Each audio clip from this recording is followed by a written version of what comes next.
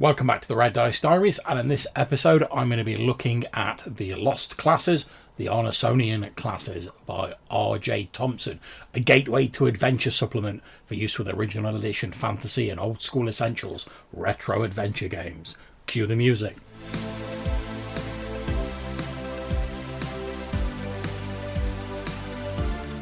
Okay, so I'm going to be taking a look at this supplement this evening based on the conversation that I've been trying to have with you guys about my ideas about skills and thieves, which I did recently in the Thief episode and the F-Mag skills episode. And I suppose I've got that idea lodged in my mind of how you could represent skills and sort of strange, quirky little abilities that, you know, you wouldn't normally sort of demonstrate in a D&D game, certainly in the earlier versions, but how could you do it without adding unnecessary complexity to your game? And I originally came across this PDF when I was looking for a way to represent a sage, the NPC Quelac, the Ice Walker sage, in my Smoke and Snow old school essentials game. And the sort of guidelines on how sages come up with their answers and stuff like that was a little bit woolly, and I didn't want to have to be adjudicating every time the players asked whether he could find out something, because they'd hired this guy Quelac on retainer who talks a bit like this, and he was a bit based on like Orko out of the older He-Man cartoons. But I just wanted to have a quick simple mechanism that I could use to determine whether he knew about the subject that was being asked about.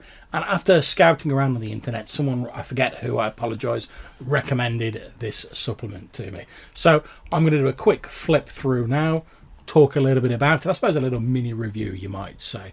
So let's go through it. First of all, we've got the cover page here, as you can see, and the credits. Nice big thing saying it's designed for use with old school essentials and is by Appendix-N Entertainment. So skipping on, we get the introduction that talks about the early days of D&D and there being a plethora of different gaming sources and third-party materials. It also talks about the idea that as the hobby was sort of honed and the system of D&D was sort of winnowed down, some things became canon and became permanently etched in the mythos of D&D, whereas some other things that might have been featured earlier, sort of odd little thought experiments, sort of fell by the wayside and were lost to time and space. The Lost Classes series in the greater Gateway to Adventure line is seeking to revive these classes that fell to the wayside and make them available again. And I think that's a worthwhile goal. Now, some people out there might be like, oh no, too much classes, too much bloat. And I can sort of see where that opinion comes from, you know. I mean, if you try and cram like 35 different classes all into the same game, it's probably going to be a bit of a jumbled mess. I'm not saying you can't do it, but I personally would probably struggle with it. But what I like to do is I like to have as wide a pool of classes as possible to pull on, and then I sort of winnow that down for the specific game I'm looking at. So in this supplement, we can first of all see the merchant class, and it's not difficult to see why that might have fallen by the wayside. You know, trading's not exactly as exciting as delving into dungeons and stuff like that, but it's a well-established trope of fantasy settings, and I can certainly imagine a few players in my past who would really love that whole sort of downtime element of running a trade concern and stuff like that. So what do you actually get as a merchant? Well, you get D6 hit dice per level, maximum level 14. You can use leather, chain, armor, all shields, any weapons. You have a guild membership. You belong to a merchant's guild. You must pay 5% of the final value of any treasure as like your guild dues or a tithe. You have an ability called No Direction, where a first level merchant has a 3 in 6 chance of successfully determining cardinal directions. This increases to a 4 in 6 chance at 5th level and a 5 in 6 at 10th level, which is very useful if you're adventuring in a wilderness setting to prevent you from getting lost. They start play with one additional language and they get more as they go up, you know, presumably from having traded with multiple different peoples. You also get some merchant skills, which are done in the percentile manner of thief skills from the traditional sort of BX D&D. You get to find or remove traps, open locks, very familiar to anyone who's played older versions of D&D. However, you also get bargaining, where you can attempt to bargain when buying and selling goods. The percentage chance to bargain is increased by 10% if you've got a high charisma of 16 to 17, and 15% if you've got a charisma score of 18. They also get appraisal, where they can accurately determine the market value of an object given an adequate examination. They get equivocate, where you're skilled in the art of equivocation, the ability to use ambiguous language to hide the truth and mislead people. They get a sort of read languages skill, which is similar to the thief, and at higher levels they can use scrolls. So that's pretty interesting. There's not a great deal of detail about what the sort of bargaining, what the actual system benefits are, but I think it'd be fairly easy to adjudicate. We then move on to the Sage, which has D4 hit dice, maximum level 14, can wear leather or chain armor, can use any weapons. They're learned people who are sought after by the nobility and adventurers alike for their advice and knowledge. Again, they have guild membership. This time they've got to pay 10% of all treasure as a guild tithe. They're linguists, so again they accumulate languages quite quickly, like the merchant. We're told that while a sage will work with any number of other sages outside of adventuring, it's a rare thing to find more than one in an adventuring party. They get a read languages ability, same as thieves. They also have the Sage's Curse, where a sage who is dying due to a malicious act has the ability to place a curse upon their assailant. The curse level is determined by the level of the sage. A low-level sage might cause impaired vision, leaving a minor penalty. A mid-level sage might bestow actual blindness. The greatest of sages might bestow a curse to never make a saving throw again. And this is worked out between the GM and the player, which normally I'm not sure I'd be a massive fan of, sort of breaking the action to adjudicate these sort of things. But you know, if it's literally your character's last gasp and it's their curse, I don't think it's too bad. But we get to the core of it now, which is their sage knowledge. Every sage begins having at least one area of expertise. Sages with exceptional intelligence may have more than one area of expertise, and those with an intelligence score of 18 or higher will have at least average knowledge of all categories. And the way this works is you look at a list of categories from biology to geology to history, and then there is a table provided to determine the percentage chance of the sage knowing information about categories, whether they're ones that they specialise in or whether they're ones that they have average knowledge in. And that obviously increases your knowledge as you go up in level and based on your intelligence score. For every level gained, the sage's chance of success increases by 2% in categories they've got an average understanding of, and 5% in categories they have an above average understanding in. If a sage has access to a library and takes time for research, an additional 5% is added. If they have the means or is working for a patron, an additional 1 to 10% chance is added for every 50,000 gold pieces spent on equipping them with a proper library. The maximum this bonus can reach is 50%. Although none of this gets rid of the need to spend time researching these subjects. In addition to answering questions that may arise, a sage may use their knowledge in a pragmatic sense. They might be able to craft items pertaining to their expertise.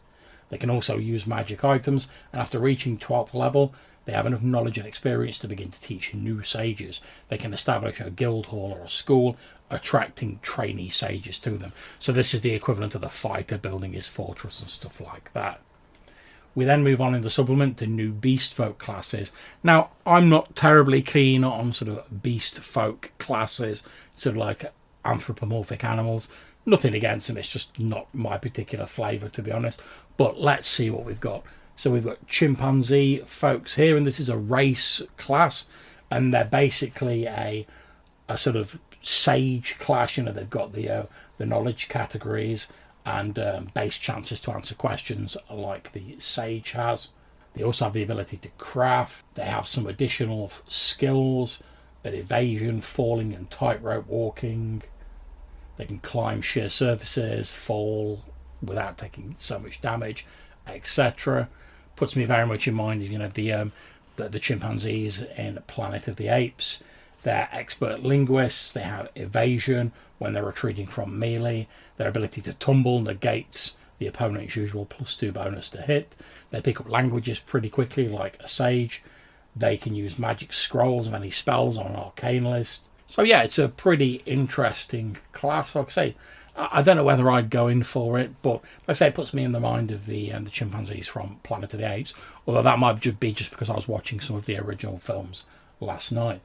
Next up, we go on to Duck Folk, which I know is a thing in some RPGs. I've never really understood it myself, but whatever floats your boat, that's absolutely fine. Let's see what they have going for them. They've got no direction, they're natural swimmers, they can resist charm, they can turn undead. So we're looking at a sort of a mix of like the merchant abilities and the sort of cleric abilities here, which is an interesting mix, to be honest. It puts me in the mind of, like the wandering sort of wise man and stuff like that. So it could be interesting, although, like I say again, the sort of like Howard the Duck vibe isn't really for me. But like I say, different strokes for different folks. We then get some separate rules for using race and class separate. If you're using like the advanced rules from Old School Essentials, and again this covers the chimpanzee folk, the duck folk, who seem to have a bit more of a sort of Eastern flavour here. We've got this guy with some sort of katana there, and the previous drawing had a bit of a sort of Eastern stereotypical monk by it. And then we go on to a list of Appendix-N material, which is books, films, music, television that inspired this work. And finally we have the open game license and the back cover. So what do I think of Lost Classes of the Arnesonian classes? Well, to be honest, it's available at $5 for the PDF on drive-through, which is pretty cheap. You get 2 non-human sort of racist classes along with optional rules if you want to have race and class as something separate, which if you like your anthropomorphic animals, that's going to be a big thing for you. I can see people loving those. Although, to be honest, if you don't like the anthropomorphic animals like me, you could easily tweak them to be something else. The main selling point for me, though, is definitely the merchant and the sage classes. I think those are really cool. I'm not sure if they'd be to everyone's particular taste, but I think they occupy an important sort of niche in the fantasy world. And I would be very happy to play either of those classes in a game of Old School Essentials. I quite like the idea of, being a sort of a background character who, obviously you pull your weight during the actual game, but between sessions you can be like, oh yeah, well I've researched this, I know a little bit about this, give me a bit of time, I can find the answer to this, and you can play that sort of eccentric sort of sage and archivist and stuff like that. But I also like the fact if you're doing like a big wilderness hex crawl or something like that, and you want to add an extra dimension for like why you're going out and exploring things, or someone to help you do that, having a trader in the party could be really useful, because they're really handy for finding all the directions. They know a lot of languages, so they're able to interact with more people. So it's opening up extra avenues of exploration for your characters socially, whilst you're exploring the world geographically. So if any of that sounds interesting at all to you, I would highly advise picking up a copy of Lost Classes, the Arnesonian classes from Appendix-N Entertainment. As I've said, it's $5 US on a drive-through RPG. You really cannot go far wrong with that. So I hope you've enjoyed this little mini look at this supplement for Old School Essentials. If you want to talk to us about it, tell us why you like it, why you don't like it, or chat about anything else to do with tabletop RPGs, then you can get in touch a number of ways. You can drop us a voicemail at SpeakPipe or Anchor using the links down below, or you can send us an email to rddrpgpodcast@gmail.com. Until we see you again, take care, stay safe, and whatever you're playing, have fun.